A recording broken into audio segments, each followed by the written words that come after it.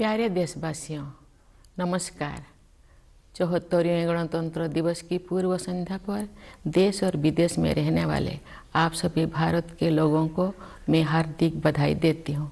संविधान के लागू होने के दिन से लेकर आज तक हमारी यात्रा अद्भुत रही है और इससे कई अन्य देशों को प्रेरणा मिली है। प्रत्येक नागरिक को भारत की गौरव गाथा पर गर्व का अनुभव होता है। जब हम गणतंत्र दिवस मनाते हैं तब एक राष्ट्र के रूप में हमने मिलजुल कर जो उपलब्धियां प्राप्त की है उनका हम उत्सव मनाते हैं। भारत विश्व की सबसे पुरानी जीवंत सभ्यताओं में से एक है। भारत को लोकतंत्र की जननी कहा जाता है, फिर भी हमारा आधुनिक गणतंत्र युवा है। स्वतंत्रता के प्रारंभिक वर्षों में हमें अनगिनत चुनौतियों और प्रतिकूल परिस्थितियों का सामना करना पड़ा। लंबे विदेशी शासन के अनेक बुरे परिणामों में से दो कुप्रभाव थे, भयंकर गरीबी और निरक्षरता। फिर भी भारत अविचलित रहा। आशा और विश्वास के साथ हमने मानव जाति के इतिहास में एक अनूठा प्रयोग शुरू किया। इतनी बड़ी संख्या में इतनी विविधताओं से भरा जनसमुदाय एक लोकतंत्र के रूप में एकजुट नहीं हुआ था। ऐसा हमने इस विश्वास के साथ किया कि हम सब एक ही हैं और हम सभी भारतीय हैं। इतने सारे पंथों और इतनी सारी भाषाओं ने हमें विभाजित नहीं किया है, बल्कि हमें जोड़ा है। इसलिए हम एक लोकतांत्रिक गणतंत्र के रूप में सफल हुए हैं। यही भारत का सार तत्व है। ये सार तत्व संविधान के केंद्र में रहा है और समय की कसौटी पर खरा उतरा है। स्वतंत्रता संग्राम के आदर्शों के अनुरूप हमारा गणतंत्र को आधार देने वाला संविधान बना। महात्मा गांधी के नेतृत्व में राष्ट्रीय आंदोलन का उद्देश्य स्वतंत्रता प्राप्त करना भी था और भारतीय आदर्शों को फिर से स्थापित करना भी था। उन दशकों के संघर्ष और बलिदान ने हमें न केवल विदेशी शासन से बल्कि थोपे गए मूल्यों और संकीर्ण विश्व दृष्टिकोण से भी आज़ादी दिलाने में मदद की। शांति, बंधुता और समानता के हमारे सदियों पुराने मूल्यों को फिर से अपनाने में क्रांतिकारियों और सुधारकों ने दूरदर्शी और आदर्शवादी विभूतियों के साथ मिलकर काम किया। जिन लोगों ने आधुनिक भारतीय चिंतन धारा को प्रवाह दिया, उन्होंने आन भद्राः प्रतवयन्तु विश्वतः, अर्थात हमारे पास सभी दिशाओं से अच्छे विचार आए कि वैदिक उपदेश के अनुसार प्रगतिशील विचारों का भी स्वागत किया। लंबे और गहन विचार मंथन के परिणाम स्वरूप हमारे संविधान की संरचना हुई। हमारा ये बुनियादी दस्तावेज दुनिया की सबसे प्राचीन जीवंत सभ्यता के मानवतावादी दर्शन के साथ साथ आधुनिक विचारों से भी प्रेरित है। हमारा देश बाबा साहेब भीमराव अंबेडकर का सदैव ऋणी रहेगा, जिन्होंने प्रारूप समिति की अध्यक्षता की और संविधान को अंतिम रूप देने में महत्वपूर्ण भूमिका निभाई। आज के दिन हमें संविधान का प्रारंभिक मसौदा तैयार करने वाले विधिवेत्ता श्री B.N. राव तथा अन्य विशेषज्ञों और अधिकारियों को भी स्मरण करना चाहिए, जिन्होंने संविधान निर्माण में सहायता की थी। हमें इस बात का गर्व है कि उस संविधान सभा के सदस्यों ने भारत के सभी क्षेत्रों और समुदायों का प्रतिनिधित्व किया। संविधान निर्माण में सभा की 15 महिला सदस्यों ने भी योगदान दिया। संविधान में निहित आदर्शों ने निरंतर हमारे गणतंत्र को राह दिखाई है। इस अवधि के दौरान भारत एक गरीब और निरक्षर राष्ट्र की स्थिति से आगे बढ़ते हुए विश्व मंच पर एक आत्मविश्वास से भरे राष्ट्र का स्थान ले चुका है। संविधान निर्माताओं की सामूहिक बुद्धिमत्ता से मिली मार्गदर्शन की बिना प्रगति संभव नहीं थी। बाबा साहेब आम्बेडकर और अन्य विभूतियों ने हमें एक मानचित्र तथा एक नैतिक आधार प्रदान किया। उस राह पर चलने की जिम्मेदारी हम सब की है। हम काफ़ी हद तक उनकी उम्मीदों पर खरे उतरे भी हैं, लेकिन हम ये महसूस करते हैं कि गांधी जी के सर्वोदय की आदर्शों को प्राप्त करना अर्थात सभी का उत्थान किया जाना अभी बाकी है। फिर भी हमने सभी क्षेत्रों में उत्साहजनक प्रगति हासिल की है।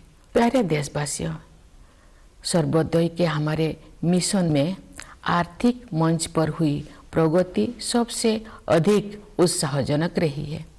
पिछले साल भारत दुनिया की 5वीं सबसे बड़ी अर्थव्यवस्था बन गया। ये उल्लेख करना जरूरी है कि ये उपलब्धि आर्थिक अनिश्चितता से भरी वैश्विक पृष्ठभूमि में प्राप्त की गई है। वैश्विक महामारी चौथे वर्ष में प्रवेश कर चुकी है और दुनिया के अधिकांश हिस्सों में आर्थिक विकास पर इसका प्रभाव पड़ रहा है। शुरुआती दौर में कोविड-19 से भारत की अर्थव्यवस्था को भी काफ़ी क्षति पहुंची। फिर भी सक्षम नेतृत्व और प्रभावी संघर्षशीलता के बल पर हम शीघ्र ही मंदी से बाहर आ गए और अपनी विकास यात्रा को फिर से शुरू किया। अर्थव्यवस्था के अधिकांश क्षेत्र अब महामारी के प्रभाव से बाहर आ गया है। भारत सबसे तेजी से बढ़ते हुए बड़ी अर्थव्यवस्था में से एक है और सरकार द्वारा समय पर किए गए सक्रिय प्रयासों द्वारा ही संभव हो पाया है। इस संदर्भ में आत्मनिर्भर भारत अभियान के प्रति जन सामान्यों के बीच विशेष उत्साह देखा जा रहा है। इसके अलावा विभिन्न क्षेत्रों के लिए विशेष प्रोत्साहन योजनाएं भी लागू की गई है। ये बड़े ही संतोष के विषय है कि जो लोग हाशिए पर रह गए थे उनका भी योजनाओं और कार्यक्रम में समावेश किया गया है तथा कठिनाई में उनकी मदद की गई है। मार्च 2020 में घोषित प्रधानमंत्री गरीब कल्याण अन्न योजना पर अमल करते हुए सरकार ने उस समय गरीब परिवारों के लिए खाद्य सुरक्षा सुनिश्चित की जब हमारे देशवासी कोविड-19 की महामारी के कारण अकस्मात उत्पन्न हुए आर्थिक व्यवधान का सामना कर रहे थे। इस सहायता की वजह से किसी को भी खाली पेट नहीं सोना पड़ा। गरीब परिवारों के हित को सर्वोपरि रखते हुए इस योजना की अवधि को बार बार बढ़ाया गया तथा लगभग 81 करोड़ देशवासी लाभान्वित होते रहे। इस सहायता को आगे बढ़ाते हुए सरकार ने घोषणा की है कि वर्ष 2023 के दौरान भी लाभार्थियों को उनका मासिक राशन मुफ्त में मिलेगा। इस ऐतिहासिक कदम से सरकार ने कमजोर वर्गों को आर्थिक विकास में शामिल करने के साथ साथ उनकी देखभाल की जिम्मेदारी भी ली है। हमारे अर्थव्यवस्था का आधार सुदृढ़ होने के कारण हम उपयोगी प्रयासों का सिलसिला शुरू करने और उसे आगे बढ़ाने में सक्षम हो सके। हमारा अंतिम लक्ष्य एक ऐसा वातावरण बनाना है जिससे सभी नागरिक व्यक्तिगत और सामूहिक रूप से अपनी वास्तविक क्षमताओं का पूरा उपयोग करें और उनका जीवन फले फूले। इस उद्देश्य की प्राप्ति के लिए शिक्षा ही आधारशिला तैयार करती है। इसीलिए राष्ट्रीय शिक्षा नीति में महत्वाकांक्षी परिवर्तन किए गए हैं। शिक्षा के दो प्रमुख उद्देश्य कहे जा सकते हैं। पहले आर्थिक और सामाजिक सशक्तिकरण और दूसरा सत्य की खोज। राष्ट्रीय शिक्षा नीति इन दोनों लक्ष्यों को प्राप्त करने का मार्ग प्रशस्त करती है। यह नीति शिक्षार्थियों को 21वीं सदी की चुनौतियों के लिए तैयार करते हुए हमारी सभ्यता पर आधारित ज्ञान को समकालीन जीवन के लिए प्रासंगिक बनाती है। इस नीति में शिक्षा प्रक्रिया को विस्तार और गहराई प्रदान करने के लिए प्रौद्योगिकी की महत्वपूर्ण भूमिका को रेखांकित किया गया है। हमें कोविड-19 के शुरुआती दौर में ये देखने को मिला कि प्रौद्योगिकी में जीवन को बदलने की संभावनाएं होती है। डिजिटल इंडिया मिशन के तहत गांव और शहर की दूरी को समाप्त करके सूचना और संचार प्रौद्योगिकी को समावेशी बनाने का प्रयास किया जा रहा है। दूर दराज के स्थानों में अधिक से अधिक लोग इंटरनेट का लाभ उठा रहे हैं। बुनियादी ढांचे में हुए विस्तार की सहायता से सरकार द्वारा उपलब्ध कराए जा रहे विभिन्न प्रकार की सेवाएं लोगों को प्राप्त हो रहा है। हम विज्ञान और प्रौद्योगिकी के क्षेत्र में अपनी उपलब्धियों पर गर्व का अनुभव कर सकते हैं। अंतरिक्ष प्रौद्योगिकी के क्षेत्र में भारत गिने चुने अग्रणी देशों में से एक रहा है। इस क्षेत्र में काफ़ी समय से लंबित सुधार किए जा रहा है और अब निजी उद्यमों को इस विकास यात्रा में शामिल होने के लिए आमंत्रित किया गया है। भारतीय अंतरिक्ष यात्रियों को ले जाने के लिए गगनयान कार्यक्रम प्रगति पर है। ये भारत की पहली मानवयुक्त अंतरिक्ष उड़ान होगी। हम सितारों तक पहुंचकर भी अपने पांव जमीन पर रखते हैं। भारत का मंगल मिशन असाधारण महिलाओं की एक टीम द्वारा संचालित किया गया था और अन्य क्षेत्रों में भी बहनों और बेटियां आप पीछे नहीं है। महिला सशक्तिकरण तथा महिला और पुरुष के बीच समानता अब केवल नारे नहीं रह गए हैं। हमने हाल के वर्षों में इन आदर्शों तक पहुंचने की दिशा में काफ़ी प्रगति की है। बेटी बचाओ बेटी पढ़ाओ अभियान में लोगों की भागीदारी के बल पर हर कार्य क्षेत्र में महिलाओं का प्रतिनिधित्व बढ़ रहा है। राज्य की अपनी यात्राओं, शिक्षण संस्थानों के कार्यक्रमों और प्रोफेशनल्स के विभिन्न प्रतिनिधि मंडलों से मिलने के दौरान मैं युवतियों के आत्मविश्वास से बहुत प्रभावित होती हूँ। मेरे मन में कोई संदेह नहीं है कि महिलाओं की आने वाले काल के भारत को स्वरूप देने के लिए अधिकतम योगदान देंगे। यदि आधी आबादी को राष्ट्र निर्माण में अपनी श्रेष्ठतम क्षमता के अनुसार योगदान करने की अवसर दिया जाए तथा उन्हें प्रोत्साहित किया जाए तो ऐसे कौन सा चमत्कार है जो नहीं किया जा सकता है। सशक्तिकरण की यही दृष्टि अनुसूचित जातियों और अनुसूचित जनजातियों सहित कमजोर वर्गों के लोगों के लिए सरकार की कार्यप्रणाली का मार्गदर्शन करती है। वास्तव में हमारा उद्देश्य न केवल उन लोगों के जीवन की बाधाओं को दूर करना और उनके विकास में मदद करना बल्कि उन समुदाय से सीखना भी है। विशेष रूप से जनजातीय समुदाय के लोग पर्यावरण की रक्षा से लेकर समाज को और अधिक एकजुट बनाने तक कई क्षेत्रों में सीख दे सकते हैं।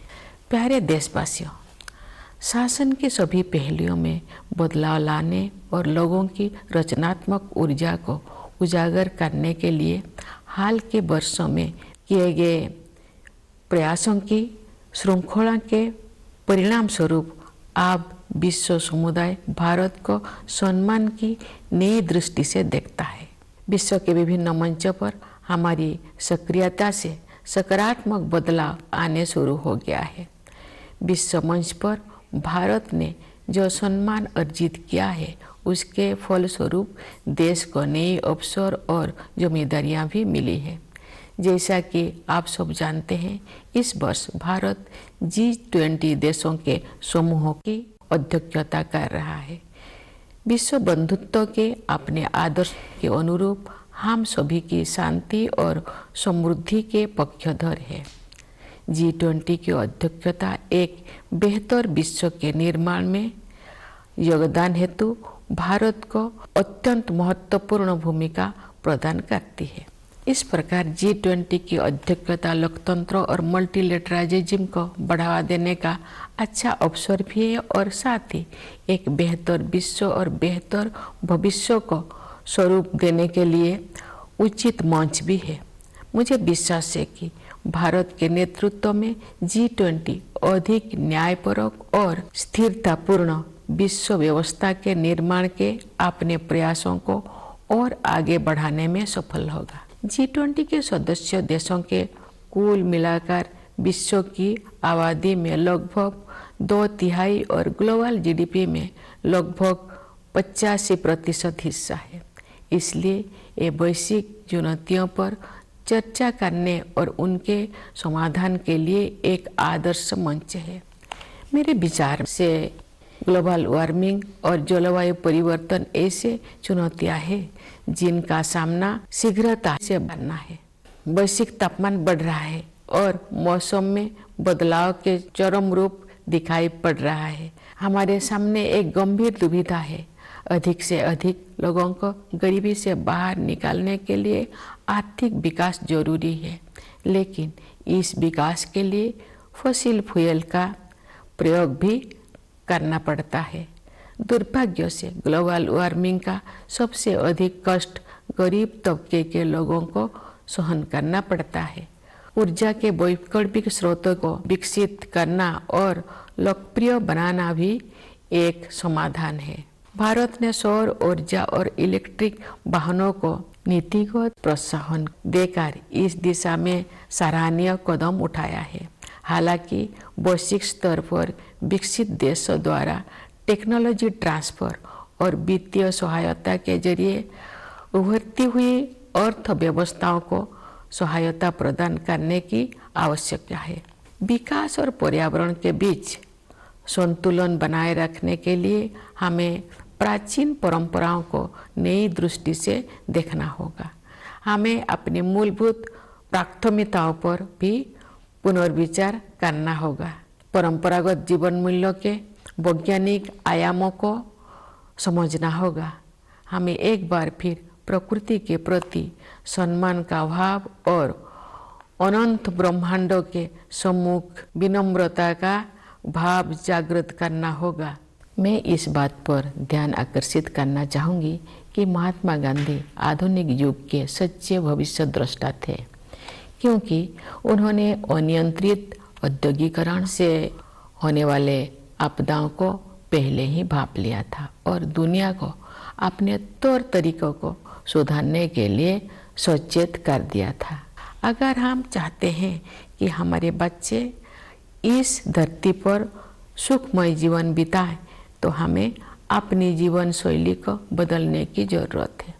इस संदर्भ में सुझाए गए परिवर्तन में से एक बदलाव भोजन से संबंधित है। मुझे ये जानकर प्रसन्नता हुई है कि संयुक्त राष्ट्र ने भारत के सुझाव को स्वीकार किया है और वर्ष 2023 को the international year of millets घोषित किया है। बाजरा जैसे मोटे अनाज हमारे आहार के मुख्य तत्व हुआ करते थे। समाज के सभी वर्ग उन्हें फिर से पसंद करने लगे हैं। ऐसे अनाज पर्यावरण के अनुकूल है, क्योंकि उनकी उपज कम पानी में ही हो जाता है। ये अनाज उच्च स्तर का पोषण भी प्रदान करते हैं।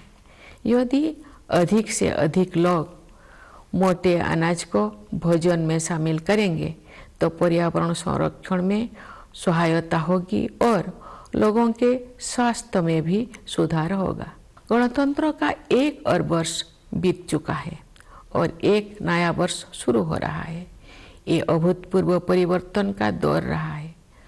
महामारी के प्रकोप से दुनिया कुछ ही दिनों में बदल गई थी। पिछले 3 वर्ष के दौरान जो भी हमें लगा कि हमने वायरस पर काबू पा लिया है, तो वायरस फिर किसी विकृत रूप में वापस आ जाता है। लेकिन अब इससे घबराने का कोई ज़रूरत नहीं है, क्योंकि हमने ये समझ लिया है कि हमारा नेतृत्व, हमारे वैज्ञानिक और डॉक्टर, हमारे प्रशासक और कोरोना योद्धा किसी भी स्थिति से निपटने के लिए हर संभव प्रयास करेंगे। साथ ही हमने ये भी सीखा है कि हम अपनी सुरक्षा में कमी नहीं आने देंगे और सतर्क भी रहेंगे। प्यारे देशवासियों, विभिन्न क्षेत्रों में कार्यरत कई पीढ़ियों के लोग हमारे गणतंत्र की अब तक की विकास गाथा में अमूल्य योगदान के लिए प्रशंसा के पात्र है। मैं किसानों, मजदूरों, वैज्ञानिकों और इंजीनियरों की भूमिकाओं की सराहना करती हूँ, जिसकी सामूहिक शक्ति हमारे देश को जय जवान, जय किसान, जय विज्ञान, जय अनुसंधान की भावना के अनुरूप आगे बढ़ने में सक्षम बनाती है। मैं देश की प्रगति में योगदान देने वाले प्रत्येक नागरिक की सराहना करती हूँ। भारत की संस्कृति और सभ्यता के अग्रदूत प्रवासी भारतीयों का भी मैं अभिवादन करती हूँ। इस अवसर पर मैं उन बहादुर जवानों की विशेष रूप से सराहना करती हूँ जो हमारी सीमाओं की रक्षा करते हैं और किसी भी त्याग तथा बलिदान के लिए सदैव तैयार रहते हैं। देशवासियों को आंतरिक सुरक्षा प्रदान करने वाले समस्त अर्धसैनिक बलों तथा पुलिस बलों के बहादुर जवानों की भी मैं सराहना करती हूँ। हमारी सेनाओं, अर्धसैनिक बलों तथा पुलिस बलों के जिन वीरों ने कर्तव्य निभाते हुए अपने प्राणों की आहुति दी है, उन सबको मैं सादर नमन करती हूँ। मैं सभी प्यारे बच्चों को उनके उज्जवल भविष्य के लिए हृदय से आशीर्वाद देती हूँ। आप सभी देशवासियों के लिए एक बार फिर मैं गणतंत्र दिवस की हार्दिक शुभकामनाएं व्यक्त करती हूँ। धन्यवाद। जय हिंद, जय भारत।